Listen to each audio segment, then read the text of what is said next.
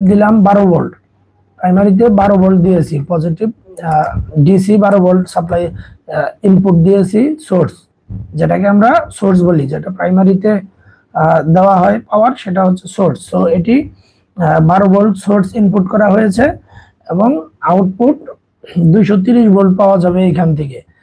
এখন এখান থেকে আমি কি কি ব্যবহার করতে পারবো, আমি একটু আগেও বললে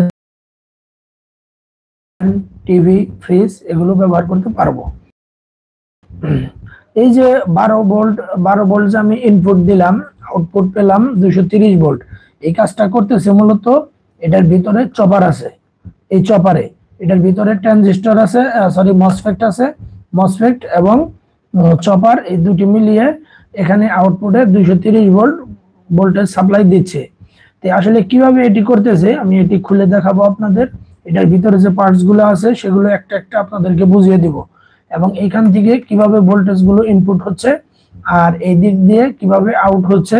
এখানে যেহেতু 12 ভোল্ট দিচ্ছি, আমরা এই পাশে থেকে 230 ভোল্ট পাচ্ছি, সেটাই কিভাবে পাচ্ছি আর এটা কিভাবে কাজ করে, মসফেট গুলো কিভাবে কাজ করে সেগুলো আমি আপনাদেরকে দেখাবো, এবং পরবর্তী স্টেপ বাই স্টেপ ভিডিওতে এই মসফেট নিয়েও আপনাদের আমি পরিচয় করিয়ে দিব, মসফেট সম্পর্কে A to Z ধারণা দিব এবং মসফেট দিয়ে প্রজেক্ট তৈরি করেও দেখাবো।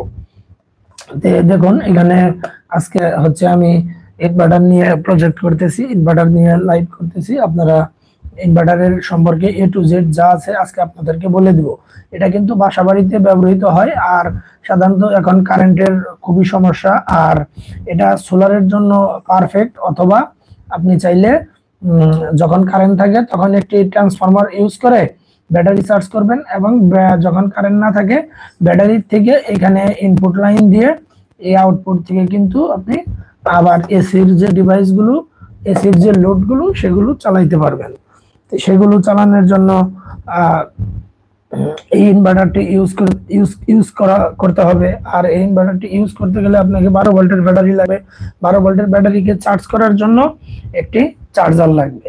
সো গাইস, যদি এরকম হয় যে আপনি আপনার বাড়িতে সোলার আছে, সোলার থেকে ব্যাটারি চার্জ হচ্ছে, আর ওই সোলারের কন্ট্রোলার থেকে একটা আউটপুট লাইন নিয়ে এসে আপনি এখানে ইনপুট করে দেন, আপনার যখন কারেন্ট চলে গেল তখন এই সুইচটি দিয়ে দিলেন, এখান থেকে আউটপুট বেরিয়ে আসলো। আপনি এই আউটপুট দিয়ে লাইট, ফ্যান, বাতি, টিভি, ফ্রিজ সবই চালাইতে পারতেছেন। এখন একটা কথা, সেটা হচ্ছে যে আপনাকে এই যে সুইচ, এই সুইচ ভিতরে থেকে দুইটা তার বের করে নিয়ে আসতে হবে। এই যে এখান দিয়ে চিকন দুইটা তার বের করে নিয়ে আসবেন এই ছিদ্র দিয়ে, আর এটাই থেকে তো লাইন আছে, এখান থেকে দুইটা আউটপুট লাইন আসবে, ফেজ লাইন। তো এই লাইন এখান থেকে দুইটা সুইচ থেকে আসবে, এখান থেকে দুইটা আসবে, এই দুইটা চারটা লাইন আপনাকে রিলের মাধ্যমে কমিউনিকেশন করতে হবে পল্লী বিদ্যুতের বা আরইবির বা ডেস্কো বা পিডিবির সাথে আপনাকে লিংক করতে হবে একটি রিলের মাধ্যমে। যখন পল্লী বিদ্যুতের কারেন্ট বা আরইবির কারেন্ট যখন না থাকবে তখন কিন্তু এটি অটোমেটিক স্টার্ট হবে। তো সেজন্য প্রয়োজন আমাদের একটি রিলে হলেই মোটামুটি এই কাজটি করা সম্ভব। যখন কারেন্ট থাকবে তখন এটি অফ থাকবে, আর যখন কারেন্ট না থাকবে তখন এটি কিন্তু অটোমেটিক চলবে। সো গাইস, এটি আপনারা চাইলে করতে পারবেন, আর এটি করার জন্য অবশ্যই ওই রিলে দিয়ে আলাদা সার্কিট তৈরি করে নিতে হবে। তো আমি আপনাদেরকে বলেছি যে আমি এটি খুলে দেখাবো। আমি এটি খুলতেছি, দেখুন এটির ভিতরে কি আছে আমি আপনাদেরকে দেখাবো, কিভাবে সার্কিট গুলো কাজ করে, মসফেট গুলো কিভাবে কাজ করে, চপারে কিভাবে কাজ করে আপনাদেরকে আজকে বুঝিয়ে দেব।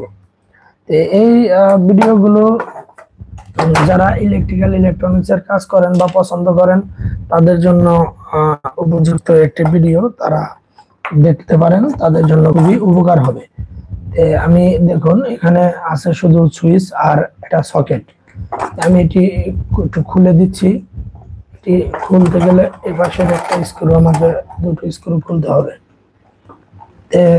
এই স্ক্রু গুলো খুললে মোটামুটি আমি এটিকে বের করতে পারবো। ইনভার্টার গুলো কিভাবে কাজ করে সেগুলো সম্পর্কে আমি আজকে বিস্তারিত আলোচনা করব আপনাদের সাথে, যেহেতু বলেছি আমি বিস্তারিত ডিসক্রিপশন এই ইনভার্টার নিয়ে থাকবে, ইনভার্টারের এ টু জেড আসলে কিভাবে ইনভার্টার তৈরি করে সেটাও আমি এই পার্টসের মাধ্যমে স্টেপ বাই স্টেপ বুঝিয়ে দেব। জাস্ট আপনারা একটু অপেক্ষা করেন।